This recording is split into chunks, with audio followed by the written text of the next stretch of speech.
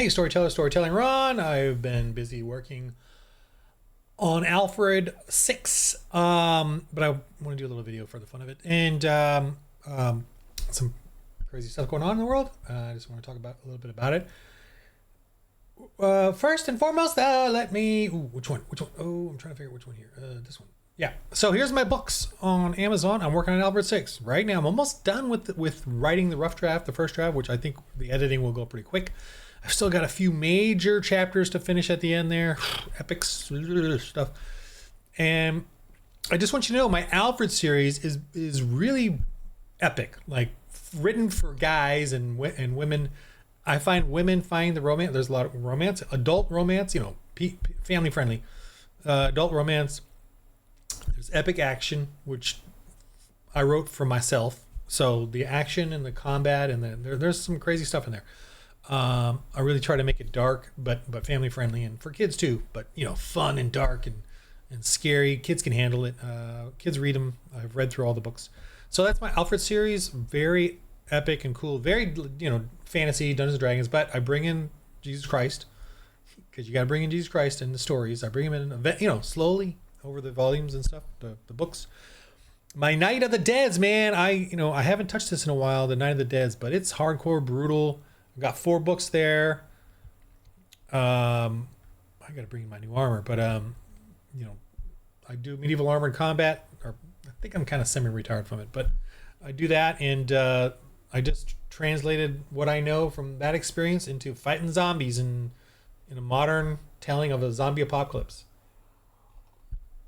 Tie in some eschatology in there, vaguely, in my goofishness. And Conquest of the Evermire series is like very D&D, but it actually it actually ties in with Alfred, so it's kind of fun. But it's like a separate little side story that's fun and simple and goofy. I really enjoyed it. I reread it just to tie it in, and it was get it finalized in the tie-in kind of thing. It's good. I really happy with it. And again, I on this channel criticize D&D and stuff, and here's why I criticize it now, because of what it's doing. So here it is. Here's like the latest post by Dungeons and Dragons Wizards of the Coast, the life of a showgirl. So this is what they're promoting as Dungeons and Dragons now. This is their, they're doing the trans, the gay. They're still doing that, the woke. So I kind of vaguely went through some of these. Now, here's my contention with everybody.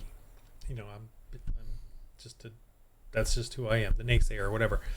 But I'm trying to push to get Christians who play role-playing games to play as a Christian and GM as a Christian role-playing game where you evangelize and church plant. And without the church in the culture, in our games, in our entertainment, it has become, the trans and the LGBTQT are pushing their agenda. And the culture is accepting them as open tolerance, but not accepting Christ anymore. Jesus Christ said the world's going to hate him. Well, that's the problem. We, as the church culture, are letting the world take over, and we're seeing it in D&D now. We're seeing it in all the games. D&D was created by Christians in a Christian culture, so that's why back in the day it was fun, crazy fun. Dark, sinister, slaves. We showed bad things. We showed, and we kept the heroes very sterile in the sense of no need for sexuality. There's no need for, it was all family friendly but harrowing stories, and we Christians can handle that. But as you can see, pagans and the paganism that has taken over the culture is turning it into this fluff, all the while pushing amorality, perversity, amorals, not amoral but amoral, and perversities, while making it look all fluffy and nice. And then they have that whole thing now with safe words and safe. That's because of the sexuality and perversity being put into it. And they're trying to have this veneer of being family friendly when they're really not, right? If they don't murder your children when they're unborn, they will groom them when they're alive. So this is the patheticness that's happening in the role-playing game culture, D&D obviously being the pinnacle of it, and all the others will fall for it too, and they already are, right? Like dominoes, they're all falling, or are openly woke or pushing the agenda, the gay agenda. And what I'm saying to Christian role-playing gamers who play these and don't want to play a Christian role-playing game or bring in Christianity full on in their games, This is the inevitability of what you guys are like, oh, we're against this. But you're not for something. The only thing you can be for then is Christ and the church. And you're not for that. So what are you fighting for? Why are you complaining about this if you're doing nothing? And, oh, we're just going to do a libertarian conservative thing. That's nothing. The gay and the LGBT can jump into that as well. You have to bring in your Christian faith. And it's fun. I play Christian role-playing games now. Hardcore. Totally fun. Fulfills my adventure and all that. And silliness and more depth too, story-wise. Anyway, so I'm going to go through just some of these comments and kind of comment on them and what's going on here. Okay. Oh, okay. This guy, Richard Byers. This is just on X. They're responding to this, and they're great. I really enjoyed reading some of these. Oh, what a masterpiece we've got! I haven't read them all. I just skimmed it. We've got here. You have turned Dungeons & Dragons into a glitter-bombed carnival sideshow. Where are the dragons, the dank dungeons, or even a measly goblin to slaughter? Instead, we are treated to a feathered diva dressed like it's Mardi Gras with more sequins than a wizard spellbook has pages. This is less roll for initiative and more strike a pose. And a far cry from the gritty sword-swinging fantasy roots where heroes battle orcs, not compete for best costume. Someone's clearly lost the plot, trading epic battles against the forces of chaos for a tripping runway debutante. So it used to be called the forces of evil. That's one thing this guy doesn't, seems to not understand. I'm assuming he's not Christian. But if you're not Christian, then what they're doing here doesn't matter. Like, why not? So what? I know you don't like the taste of it, but it doesn't matter. What's your foundation? Your foundation is the same as them. So I'm just, not to dog this person particularly, but I'm just saying, they know you're not Christians, so they're going to keep pushing this. Again, battle against the forces of chaos. It's not chaos, it's evil.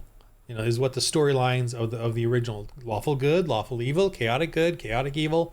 See, there's chaotic good, so that doesn't mean, are you fighting against the chaotic good? So you this person, Richard Byers, whoever, is just using their narrative. He just doesn't like that they're doing that, but that's part of his culture that he's allowing. Okay, this one, the evil dungeon master. Well, what in the holy hell is this stuff? Well, this does not scream D&D to me. This image screams D&D more than you have there, or whatever. I mean, it's cool, but obviously it's seductive and erotic, which is unnecessary, and still part of the same game. I mean, these people right here will surely take this and get you to be part of them. So you're fighting your own people, basically. Is this D&D anymore? What the F is this bull malarkey? Really fell off the wagon, guys. Dear God. Well, you don't need to, what utter garbage. Get out the fentanyl and come back. Again, this is retarded. So as much as I'm enjoying these comments dogging D&D, you're all just minions fighting over the same scrap. Beyond parody. Watsy is even trying. Next post will be about hobos fighting gangs of seamstresses or something else similarly nonsensical. Time to venture into the mist. Okay. Thank God Dave and Gary aren't alive to see this. They've gotten rid of, and remember, Gary was a Christian, and he said he was a Christian and proclaimed Christ as his savior. We saw that little fan and email that about that, and just so you know, fantasy is a Christian thing. Fantasy is a Christian creation. That's right. Fantasy is hear me? Why do you think I say that? Fantasy, elves, dwarves, giants, orcs, goblins, that sort of thing. Orcs obviously come, I think, more from Tolkien, but it's goblin based. All of that comes from a real world religion, by the way, paganism. And they believed in them as spirits that you gave offerings to, that you feared, that were demonic, that they believed like demons, like that if you didn't give to the elves of the forest, they were going to punish you. If you didn't give to the spirit for offerings to your spirits or ancestors, they were going to punish you or curse you. So that was very real to these people. We Christians took that and made stories out of it, fun stories. We fantasized their religion. And for us to say fantasy is not Christian is bull malarkey, because back then pagans truly believed in this stuff.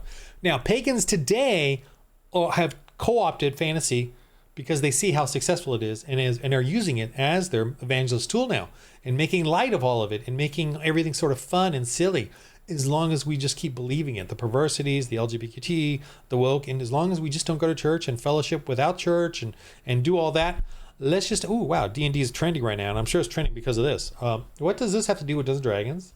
So my point is, without Christianity as the foundation, and with you guys allowing paganism to co-opt fantasy and all this stuff, this is going to keep going, and your complaints mean nothing. Because remember, it's a religion. Paganism is a religion. They will keep pushing this stuff. You will keep complaining, but you will yet keep supporting it. And I am saying, stop supporting it. Start becoming a real Christian. I'm actually referring to the Christians. Push our Christian faith into the role-playing game culture. Why not? If you love Christ, do it. It's that easy. It's that simple. Love Christ, have it be part of your life. I don't mean you have to go everywhere and bother everyone, but you need to, you don't have to go and accost everyone everywhere about Christ, right? That's not what I'm saying. I'm saying if you're going to start a role-playing game, or if you're going to be part of a role-playing game, seek out a Christian one or create a Christian one. It takes time. I don't mean push this on everyone. I mean work towards that in your game, with your fellowship of people that you're role-playing with and playing with. Work towards that. Don't just give up your faith to play a pagan role-playing game or a role-playing game, and then they bring in the gay agenda, and you're like,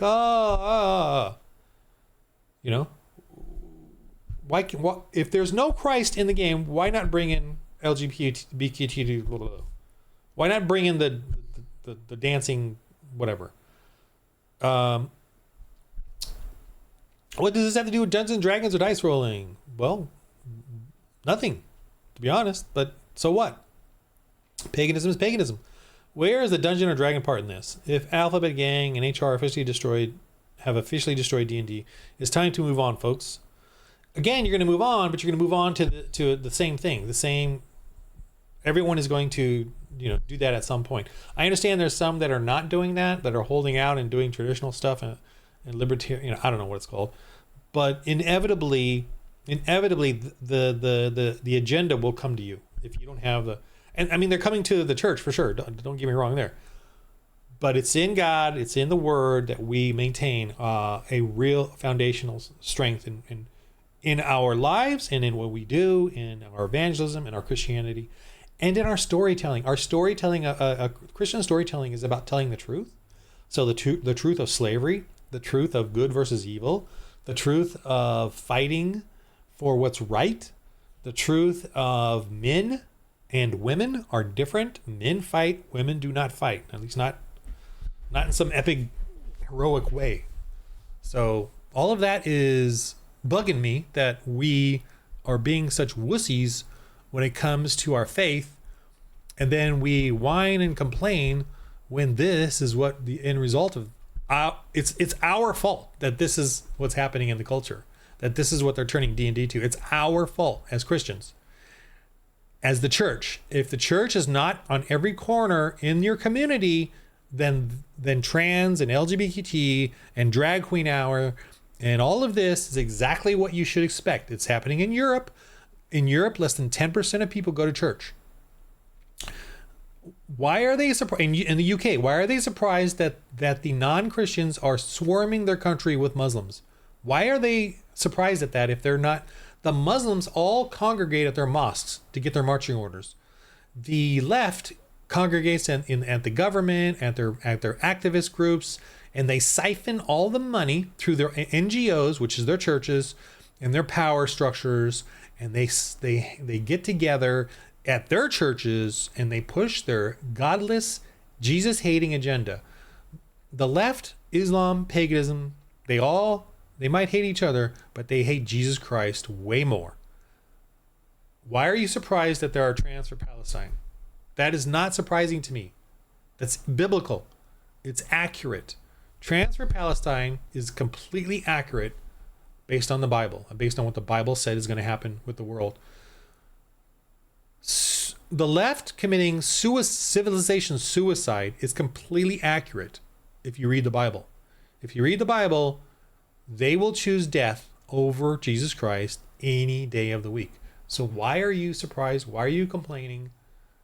Get back to church, build your fellowship of role players, having a fun time playing a game, but as Christians. And adventure stories can be had, the most epic ones, and we're missing out on so many cool church history and the Western hemisphere, Western culture history, because of this wipeout by the pagans pretending that they're fantasy, and we not being courageous and not being proud's not the right word, but grateful for our church history, for the Crusades, for the Inquisition, for the witch trials, for the conquistadors, for the reconquista of Spain. And the reason they go after white supremacy isn't because of white skin. It's because the white area of Europe was the last place of Christianity. Christianity in Africa got wiped out. Christianity in the Middle East got wiped out by Islam. In Africa got wiped out by Islam, and in the Middle East got wiped out by Islam. And paganism knows this and is using Islam as their army and their self-suicide. They would rather, the left would rather take a knee to Islam than take a knee to Jesus Christ. But they will take a knee to Jesus Christ in the end. So that's my little rant. I haven't ranted in a while. Been kind of working and tired, and I actually got to go to a church here in a minute. But that's my little video for this morning, my little goofy rant and my little joyful rant. I'm joyful because I'm more aware now of church and of the church culture that we are lacking in our culture, and how the left and how the Islam, it's an unholy alliance, but it makes so much sense if you read the Bible. Transfer Palestine is incredibly logical when you read the Bible. It's not logical if you try to use man philosophies or secular philosophies to understand it. It makes no sense whatsoever.